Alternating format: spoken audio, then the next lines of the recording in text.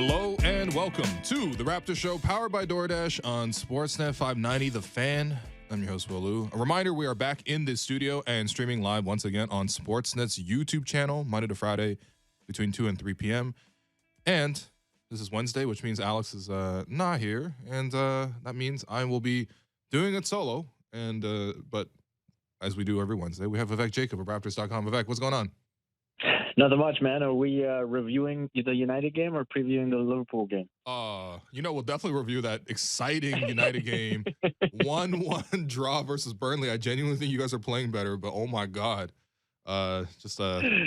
But you know the deal. We always do that for the last 5 minutes. First, we have to talk about something that has not been talked about yet, even though we have a daily radio show, even though that I do a reaction podcast and I write columns and I tweet and all this other stuff. I don't think anyone has covered what the Raptors might do at the trade deadline. In fact, I don't know if for you, have people asked you about this? Have people been questioning you about this?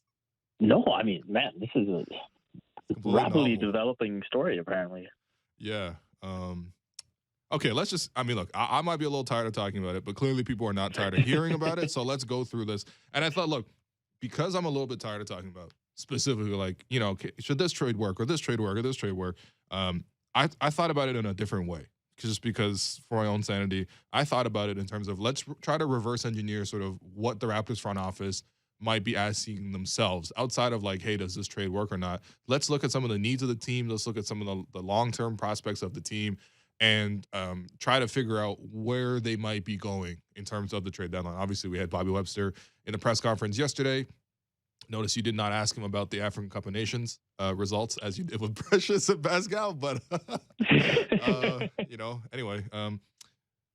But yeah, let's try to look at it from the front office perspective. So I have a list of questions here, and I want to hear your feedback and also give some of my thoughts on this. So let's start here. Which matchups have given the Raptors the most problems this season, right? Because obviously, if you're looking to address, especially if you're looking to buy at this trade deadline, you're looking to improve your team, especially for this year, of course, beyond as well. But first off, you need to know what you need to improve. So what matchups have the Raptors struggled with the most this season?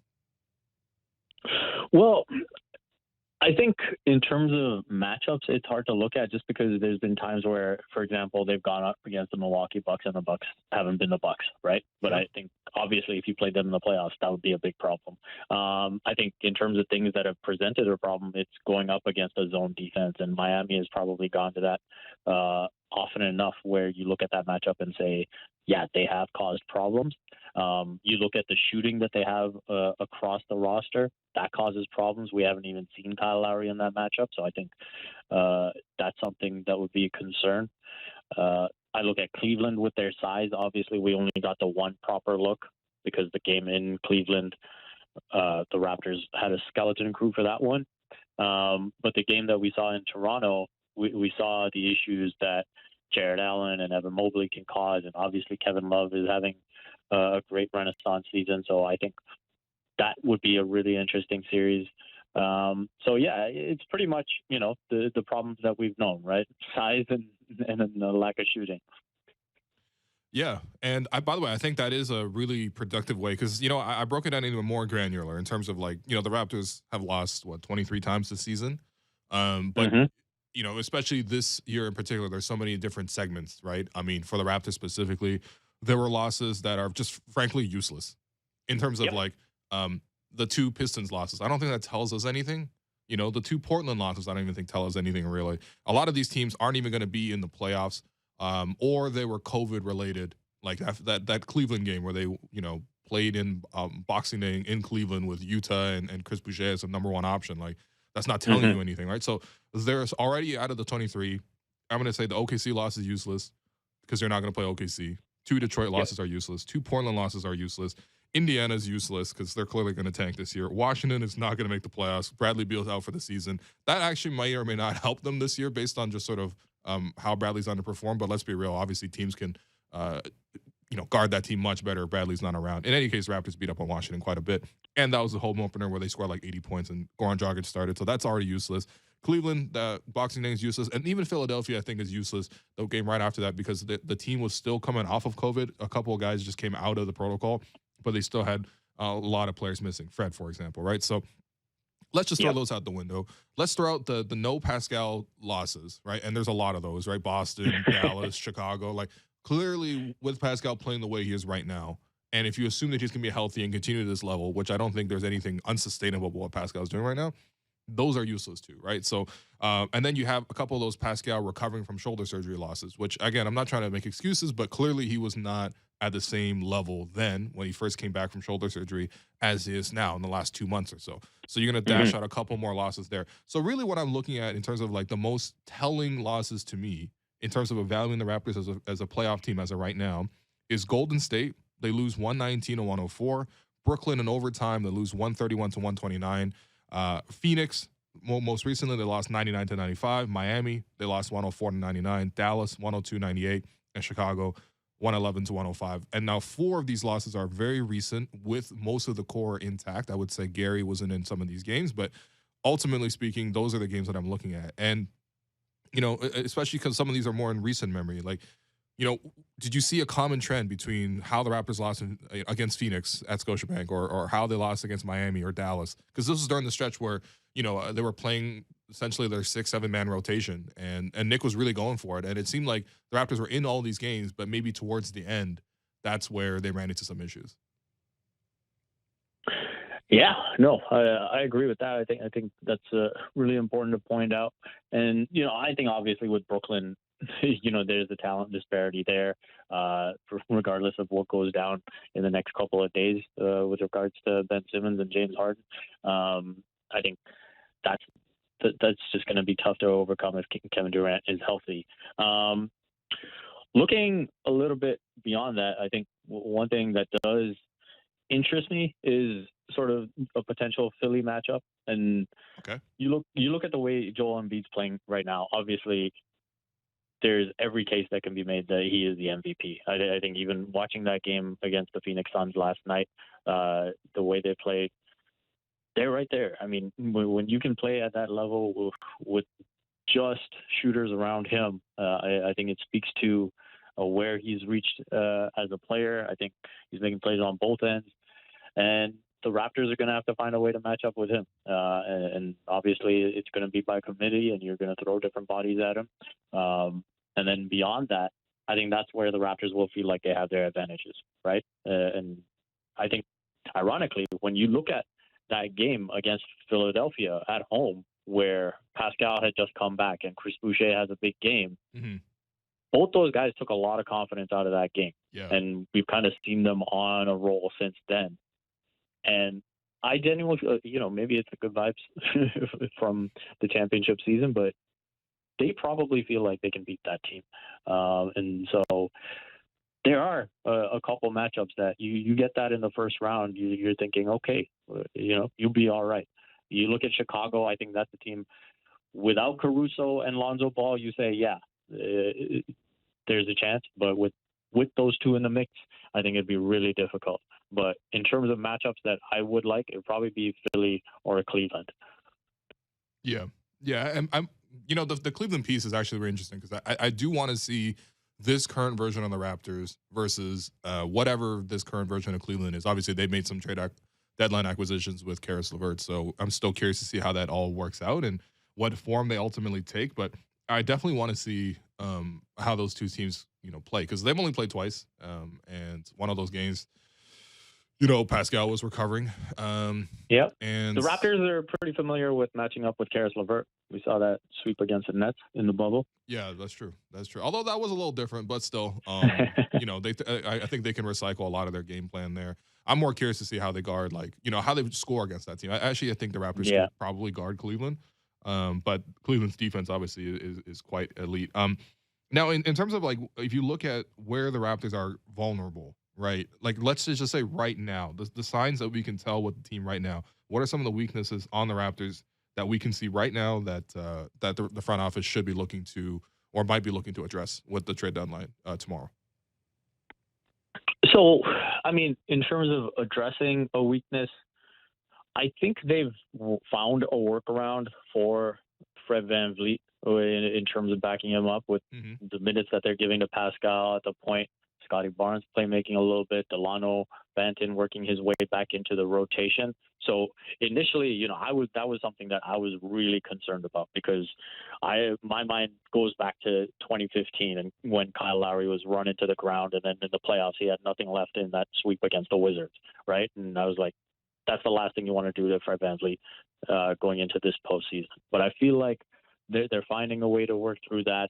And so then I look to the outside shooting because I think the Raptors are going to get into situations where they're going to play a lot of half-court basketball, and teams are going to force them to shoot from the outside. And so they need more than the options that they have right now because you look at the dependable options, we've gone over this before, Fred VanVleet, Gary Trent Jr., OG Anunoby, right? That's it. Yeah. Pascal Siakam, he'll have a good night here and there. But, you don't have the same level of expectation from him beyond the arc that you do with those other three, right? So I think that's a need that really needs to be addressed. If you can get some bit of playmaking to go with it, great. And then I think you have to look at the defensive rebounding, right? For all the good defense that they play, you have to finish it by securing the board off the glass. And that's something that they haven't been able to do consistently enough this season. They're one of the worst defensive rebounding teams in the league. 27th in defensive rebounding. They're right around 70%, which is nowhere near good enough. And so I think those are the things you're looking to address between now and tomorrow at 3 p.m. Yeah, and I think this is where when Bobby was asked about this yesterday, like, hey, you going to tell us who you're going to trade for? Obviously, he wasn't going to tell us, but, he was like, look, we're open, right? And I think that's where, they're not – I think that might improve their odds of getting a trade done because of the fact that they're not looking specifically for one archetype of player. Like, there's multiple facets there, right? As you mentioned, the three-point shooting. Yes, the Raptors on the whole, when you look at the averages, they're 13th in three-point makes this season, 16th in attempts, 11th in three-point percentage. So, like, pretty much bang on average. But, like, as you mentioned, that's Fred, like, literally is the second most prolific three-point shooter in the league this year behind Steph. Okay? Then you have Gary doing what Gary's doing. And then OG's, still very, very good around that as well. You take those three guys out, or even one of those guys out, you really have some real issues. As we have seen in some of those games, by the way, which, again, this is why some of these games more recently when they've had more of their lineup together is more telling because you saw the effect that when Gary wasn't there, they lose on a one-possession game to Phoenix, right? They shoot like 5 of 30 from three. You see the game against Miami, right? Fred has to take 16 of 17 shots as threes, because Gary wasn't there. So, there's certain, effects that sort of are pretty clear when you sort of break down some of the more granular parts of how the Raptors perform rather than looking at just their overall team performance.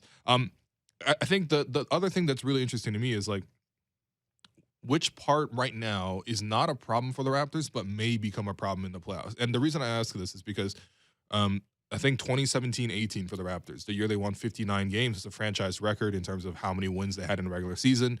That season, to me, was the ultimate example of a regular season team doesn't necessarily do everything they do in the regular season in the playoffs, right? Yeah. Because the one key stat from that season that always stood out to me was they were 5th in the NBA in defensive rating for the whole season, 82 games.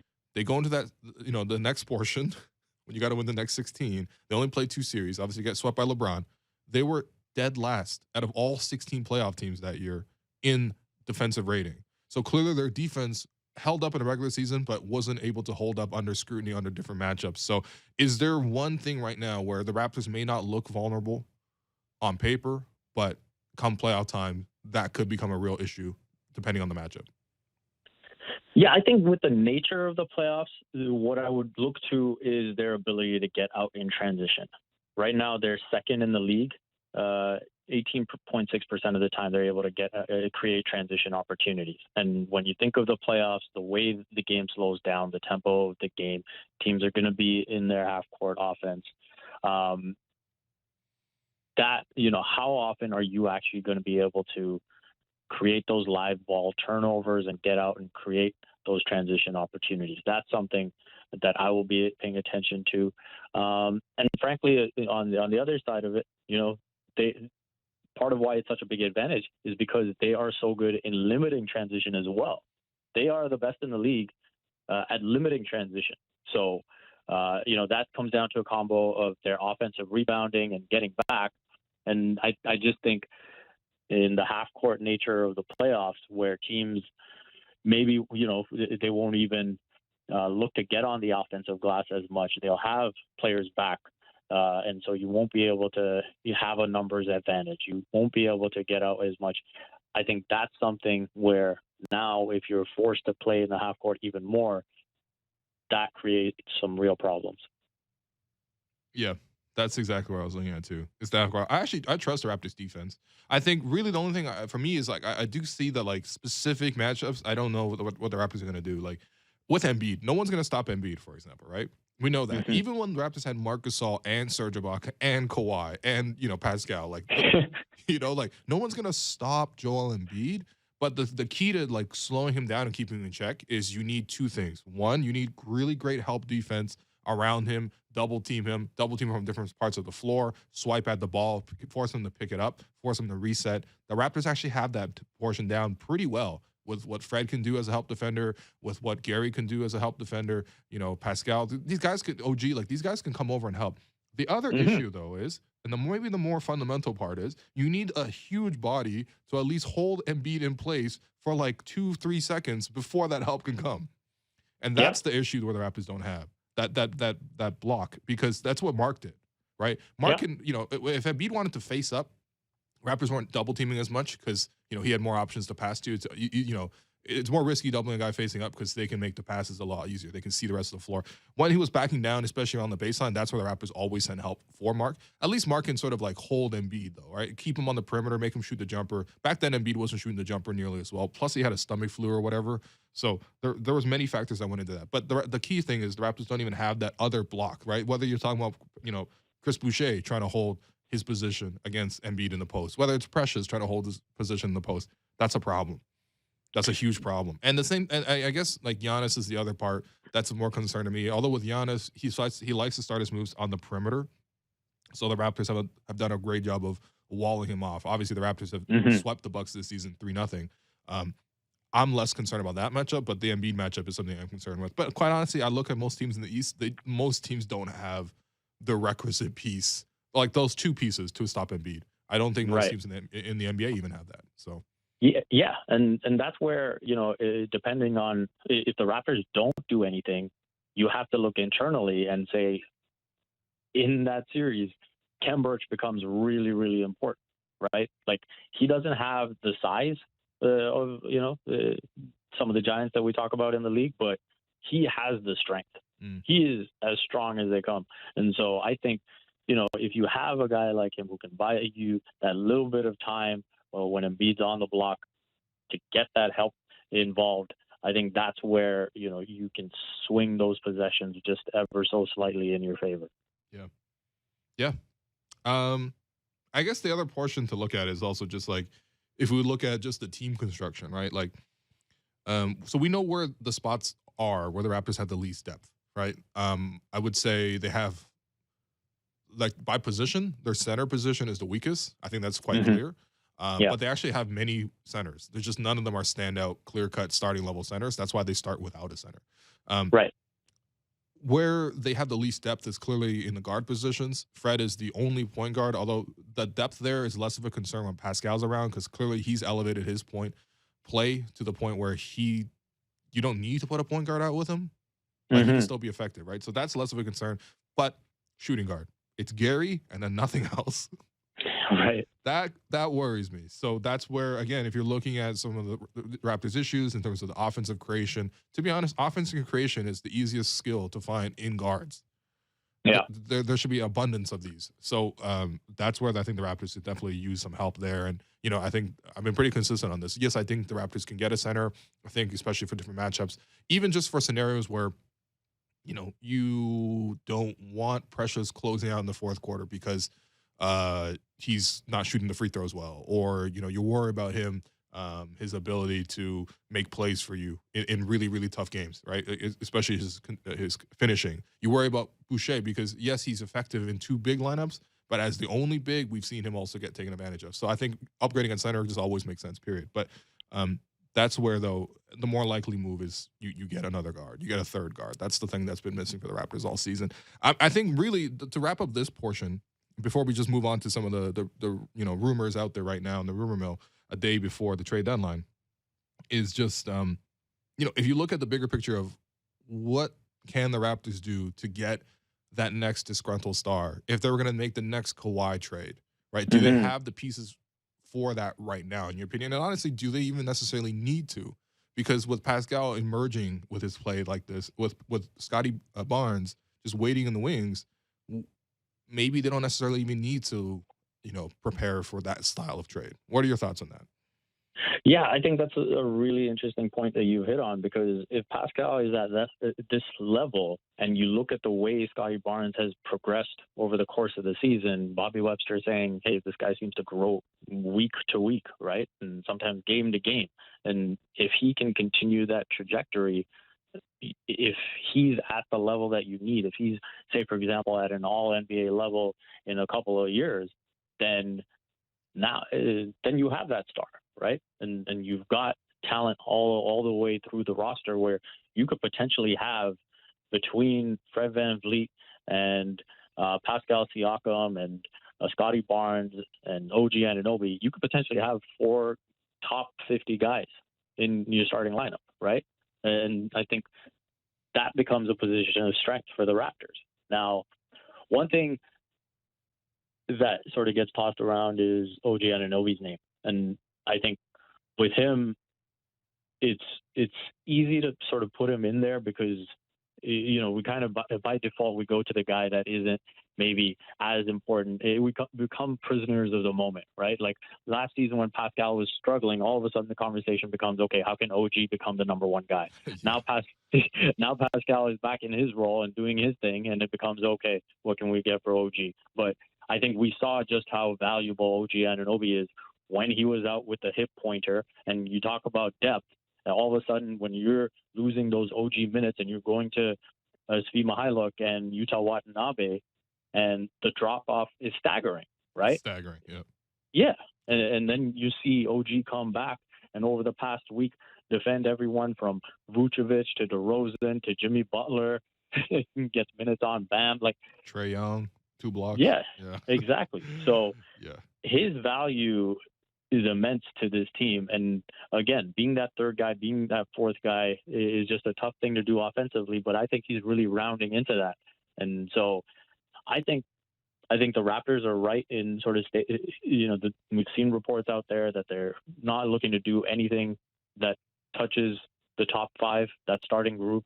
And I think they're right to believe that because Gary Trent, that's probably the guy. If you were to say, what's a piece you're willing to sacrifice and then throw in future pieces to get a big name, that's the guy that is probably the most likely, I would say. Yeah. And by the way, that's a conversation really that's not going to factor into, I think, the next 24 hours or so, because the Raptors have already come out and said they're not moving any of the star pieces or their core pieces. They've said that in reporting. They said that with Bobby Webster coming out yesterday. I mean, maybe all of it's posturing, but I kind of just doubt it. I actually think that if you see a team in a rhythm like this, where they're this competitive, even some of the losses they've had, they've been really close and, against some of the best teams in the league. I think you ride it out, especially with a younger group. So, okay, let's get to the rumor mill. So, the latest from Michael Grange is that the Raptors did have interest in Jakob Poeltl, but the Spurs were not going to do it for expirings and a first-round pick. Your thoughts?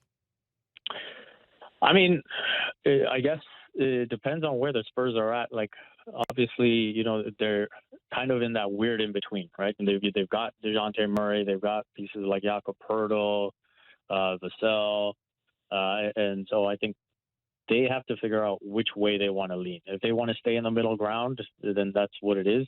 But, I would think that if I had to lean one way, I would probably lean towards moving Poeltl and moving in a very specific direction. But if they don't think so, then obviously it's fair enough to them. And how they look to complement Poeltl and Murray going forward, that's going to be the challenge. Yeah, it's pretty wild. San Antonio Spurs Valuing Jakob Poeltl like Tottenham Hotspur valuing Harry Kane. All right, next one. Also from Grange, the Raptors don't want Evan Fournier. This one's pretty clear cut. Yeah, I don't want Evan Fournier either. And I saw some people on Reddit being like, well, Fournier's numbers are similar to Bogdan Bogdanovic and all this stuff. I'm like, man, Fournier's been in the league like how long? Masai drafted him back in Denver. Yeah. Masai drafted him. He's just not good. I don't know. I don't want him. I just don't want him, man. He's not. He's in that Buddy Hield class for me. Quite honestly. Interesting. I mean, I like Buddy Hield more than Fournier. Me too, actually. For what it's worth. But you know what I'm talking about in that style of player where they shoot a lot, defensively they're weak. They're not. I mean, they can create. I think Fournier can kind of create, but you don't necessarily want them to create. Right. And I don't know. I mean, they're just also not part of winning teams. Like point me to the last great team with Evan Fournier. Like the Celtics just traded for Evan Fournier last year. They're like, okay, get him from wherever, Orlando, I think, and it's like let's try to make it work. It's like no, it's not gonna work, man. And then I mean, my only memory of Evan Fournier in the playoffs was Kyrie had him on like literally on all fours with a crossover. I highly implore people to check that out. Just search Kyrie Irving and Evan Fournier. Anyway, so I'm not in either. Okay, then the latest from Josh Lewenberg is that the Raptors would be willing to part with Malachi Flynn. What do you think? Yeah, I think that makes complete sense. I think when you look at the Raptors, where they've moved in terms of how they see their roster in the future, obviously what they envisioned when they drafted Malachi Flynn is not what they envisioned when they drafted Scotty Barnes, right? And Delano Banton. They clearly are leading one way with how they want the makeup of the roster to look. And Malachi Flynn just doesn't fit that anymore. He had some nice moments last season. This season, it's been a really tough go for him, limited opportunities. And yeah, his situation just screams of, getting a fresh start and being able to be in a situation where he can get minutes and build back his confidence, build back his belief that he can be an NBA player. Yeah. By the way, if Malachi does get moved, someone in that team, let's say he goes to like the Spurs, for example, someone on the Spurs show should call up Eric Flynn and get some thoughts. Anyway, all right. For the other news and notes from Chris Mannix, the Knicks could jump into the mix for Goran Dragic. Scintillating rumor, that one. I mean, yeah. Honestly, Goran will be an upgrade over what they have. Probably.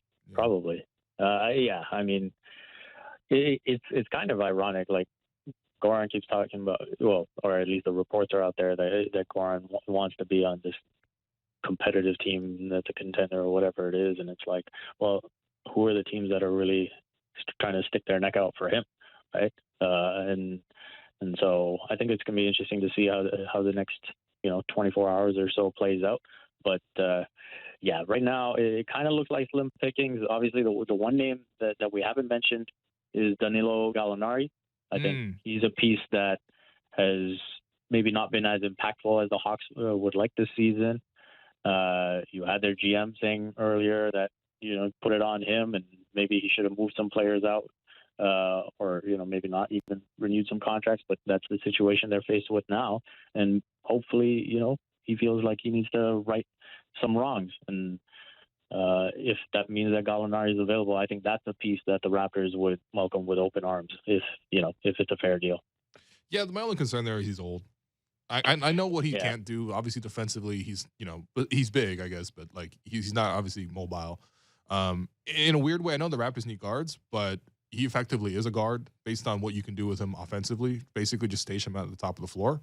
He can create, he can shoot. He's got a great pump fake, draws a lot of fouls with that.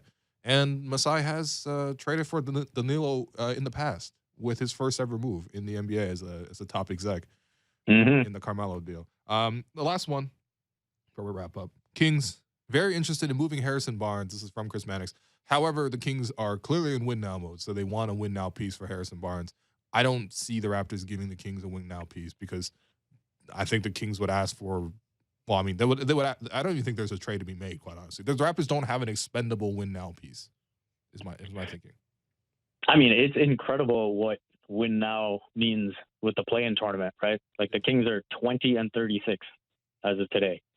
And so, like you bring in Domantas Sabonis, and what are you trying to get to with this win now mode? Are you trying to get to 35 wins on the season. Is that the goal? To be in win now mode? Yeah, it's incredible.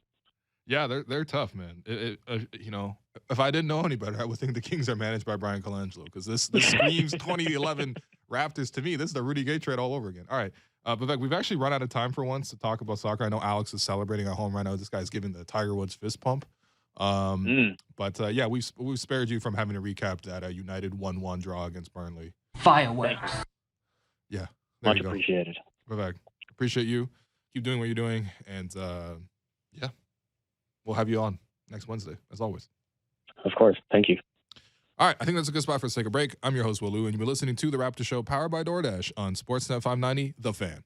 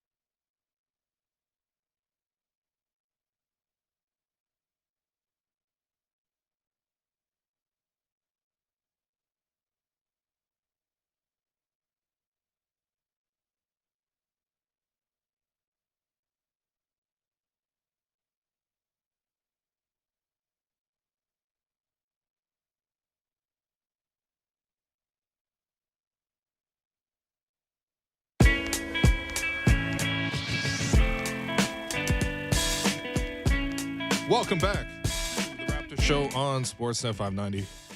The Fan, powered by DoorDash. I'm your host, Wolu.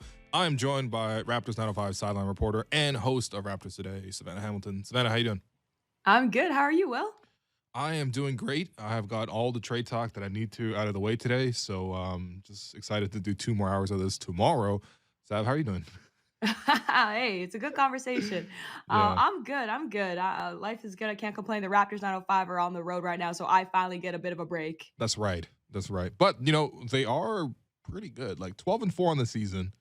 Um, you know, Pat Mutombo wins Coach of the Month, which is definitely deserving based on sort of what he's done. And yesterday, 905 win 100-99 against the Cleveland Charge. So I mostly wanted to focus on Justin Champagnie, who I was watching some of the film of it because, usually I'm more biased towards the guys who are on the Raptors big roster or whatever. But like still, I was looking at his numbers. I was like 27 points, okay, like 10 rebounds, okay, looking pretty good. And then I watched the tape of it, and I was like, wow, this guy made 5 threes. And I think that's the part where if Justin can get that part down consistently, especially using that ability to go down to the G League as a two-way player and hone his skills there, I think that's where, he has a good chance here to get converted into a full-time contract after all this madness is done with the trade deadline and whatnot. Oh, absolutely. I think I personally take it for granted just how talented these two-way players are because I get to see it on display with the 905 on a nightly basis. Like that's something that, casual Raptors fans don't get to see them do at the NBA level yet, but it's a matter of confidence. They come down from the NBA level, if you will, and they bring a certain swag to their game, I guess, when they're with the 905. They're like, yeah, I know what I can offer to the table. It's almost like you're watching how they would have played with all that confidence coming out of college. And so they put that on display for sure. So you get to see some different attributes, so not just Champagnie, but like I see it with Delano. He has like 30 point games in the NBA G League, but when you see with the Raptors, his role is different. And obviously, that's a whole different discussion, but it's because the Raptors have amazing pieces already. It's kind of like weaving in the new players and also making sure they stay confident and get their reps up in the G League. Yeah, definitely. And I saw a great pass from David Johnson yesterday on the timeline. A drive into the lane and then over the shoulder into the corner. I'm always curious what is going on with David Johnson because quite honestly, like there hasn't been a lot of coverage. He hasn't been featured as much. Can you give us a David Johnson update? Yeah, absolutely. David Johnson is one of my favorite players to keep an eye on in terms of his growth and development. And I've asked him straight up. I was like, what has the conversations been between the Raptors and the 905 when it comes to your development trajectory? And he said that he's finding his game still a little bit. And it's funny because he's finding this game and his rhythm on the court, but he's doing it while also being super efficient.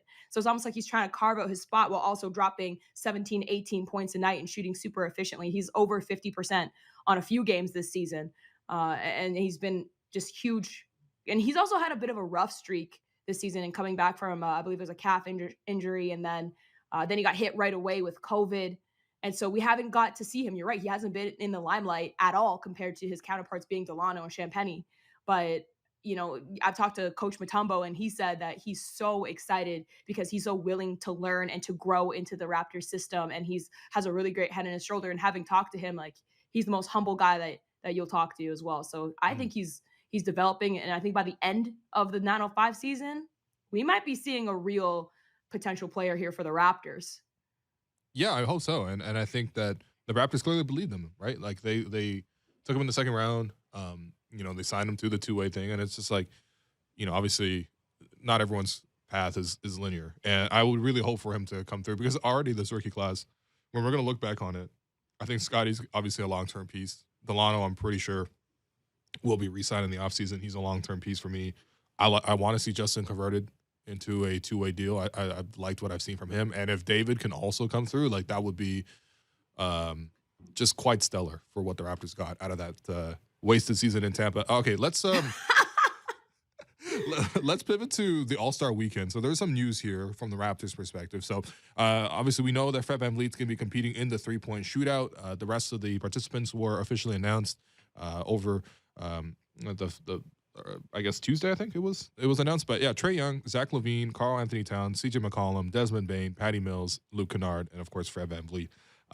The skills challenge, the Raptors are also going to have a participant in there. They're going to do it in teams this year. It's going to be teams of 3, and Scotty Barnes will be joining fellow rookies Cade Cunningham and also Josh Giddey in the rookies team. There's also a Cavs team, which is going to have Jared Allen, Darius Garland, and Evan Mobley, which does mean, by the way, that Jared Allen, who's not an all-star and not going to any of their all-star facilities, is just staying in Cleveland over the holidays just to do the skills challenge. So salute to Jarrett. That's a big commitment to make. I don't think a lot of NBA players would make that choice. And then the other team is the 3 Antetokounmpo brothers, Giannis, Thanasis, and also Alex Antetokounmpo, who's been with the Raptors 905 as well, mostly coming off the bench. Hasn't had that big of a prominent role just yet, but clearly, there's some greatness in his family. So now the NBA has basically tweaked their All-Star weekend pretty much every year. They'll do something new with it, and they'll try to drum up interest in it. I think, look, ultimately, I don't think that many of the changes have been that successful. So, Sav, I think we should help out the NBA. And I asked you to prepare some new events for NBA All-Star Weekend. And maybe we can put some of the Raptors in it, because obviously the Raptors will have some representatives there. But let's just go first. What's your first idea? Let's say we're in a meeting with Adam Silver right now, and we're pitching him on new ideas. What's your first pitch? Okay, so wrong answers only is the first thing I'm going to say. Okay. All-Star Weekend. Get this. Wait for it. Rap battle. Oh. You know these guys. Yes. Right? Yes. Yeah. I'm already sold. Yeah, go ahead. That's all I need to say. But can you imagine if Damian Lillard was in an All-Star Weekend rap battle? And I don't know who he would go against, but we've had so many. That might be the only championship he wins. Yo, Damn. Facts. Yeah. Actually, though. And I don't know if there's any Raptors that could actually have any skill in this department, but I would put maybe Fred VanVleet. No. I take that back. Scotty Barnes. I put Scotty Barnes on the mic to see what he would come up with. Okay. Nice. I like this. Yeah. What about you? What do you have? What's your new event? So I'm already sold on that. I was gonna go with like a one-on-one tournament. First off, you already have the NBA's best stars there, right? Like you already have 24 of the NBA's best players. Make all 24 of those players play a one-on-one tournament and see who's the best one-on-one player between the 24. Of course, this would really require a lot of money and investment, and I don't think players would do this. They're clearly, obviously, some egos get involved, and they don't want to necessarily, put that on the big stage. But, I mean, come on. When we go to practice and we go to gyms, like, every single time the gym opens, people are playing one-on-one. Yeah. Right? Absolutely. So let's have a one-on-one tournament. Don't you want to see, like Rudy Gobert try to post up Fred and see if he can do anything with it? Like, I want to know. I just want to know. Oh, absolutely. I would love to see like a Luka Doncic go against I don't know, like a Scotty Barnes and a Rising Stars, or I guess if you're just sticking to the All-Star roster, then yeah, you could do Luka against Fred or whoever else. It would be definitely entertaining. I'll tell you that. Yeah, exactly. I would also, care to see something along the lines of incorporating fans or trolls, online trolls into the mix. Yes. And I would almost sprinkle in potentially in that same conversation some media who's been harsh to these players. So you're saying Chris Boucher versus me? Yeah. Oh, I'd be so down to see that. Oh my God. No, he's going to destroy. It's going to be the DeMar Dunk in reverse. It's going to be so Exactly. bad. Exactly. Oh, No, I my mean, I think that God. would sell out crowds, if I'm being honest. I think a lot of people would pay to say. I think he would pay to say to do that. Listen, Chris's agent. Let's get on the phone. Yeah, let's set this Call up. Alex. He's my manager.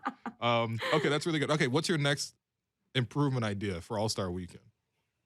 Improvement idea. Once again, I kind of like the wrong answers only as well. So I'm gonna continue this streak. This is actually inspired by Alex himself. This is the poor man celebrity game.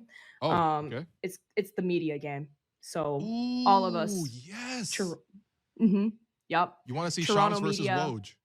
Yeah, or ESPN. Just get all of us, in there. You know, Yeah. it'll be the worst thing that you'll ever see. A lot of former retired athletes, a lot of never retired athletes, just never was an athlete, just going against each other. And I would love to post up against Stephen A. Smith. Yeah. I don't know about you. We've seen Stephen A. He could kind of shoot it. Yeah, he has a bit of a shot there. He has a Yeah. bit of a shot. There's some Rosgold. Rosgold played at Yep. Stanford. Yeah. Yep, Stanford. So there's some talent, but there's also a lot of not so talented people. I don't know. I would choose captains though. I Yeah. would have to see who could be our captain. I think Alex potentially No, could no, no, be no, no, no. one of the worst captains, but also one of the best at the same time because team morale needs to stay up. He can be a coach. He's He actually could be a coach. Oh yeah. no. So one time we went to the park, just nearby after work, and I was like, I'm gonna get some shots of whatever, just for fun. And Alex was like, I'm gonna come with you. And then she's like, I'll probably take some videos of you and stuff. I'm like, okay, whatever, the usual Alex stuff. We get there, and all of a sudden he's like, no, no, no. I need five makes from the corner until you move on to the Wow. next spot. Then just like he was rebounding for me, he was doing closeout drills. He was getting sweaty. Whoa. I was like, what are Whoa. you doing, man? I'm literally just like bringing a ball to a court outside randomly, and Alex already jumped into that coaching mode. So I think Alex would actually make a good coach. My suggestion here would be you take this and you broadcast it, obviously, with the media members playing this game, but you have the players as the Yes. commentators. You flip it all around. Oh, yes. Oh, that is brilliant. Yes. That's absolutely brilliant. And they could roast us. No, absolutely, 100%. This is a They great. would go so hard. They'd be tweeting. We get some like beat reporters on Yeah. this too. Like they'll be tweeting about this, Yeah, being like, Will's shots whack. Yep. Savannah, like she should probably go back into retirement. Her knee's still not well yet. Like Damn. they'll be roasting us. It would be great. They Yeah. have a little like revenge. I like this idea. I like where this is going. In terms of basketball ideas, what do you have? Do you have anything? No, my only basketball deal is the one-on-one tournament. I think that would, I genuinely think that would actually be a great improvement. Like, take I out the like- skills challenge. I don't think, come on, you and I could do the skills challenge. That's what makes it not a skills challenge. And obviously, there's a huge gulf between what you can do and what I can do. But I'm just saying, even me as a civilian, I can dribble through the cones and put it through the hoop. Like, it's not impressive. Yeah, that's true. That's Yeah. true. I mean, you're not wrong. I'm not going to challenge you on that one. But I will say that what would be pretty cool to see is King's Court. I think some King's Court would be Yep. pretty dope. Yep. Some go back like old school, like have the guys dribble around. That's almost better, I think, than the skills challenge, if you ask me. Even if Try they to get play them- bump, I would. Yeah. I'd be Oh down. my I'd goodness. be Could so you down with imagine? bump. Yeah.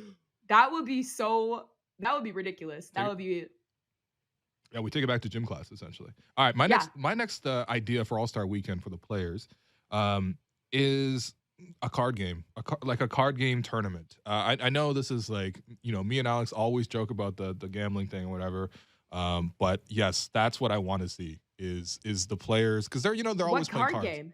I don't Uno? know. They should play Uno. I mean, the players love playing Uno.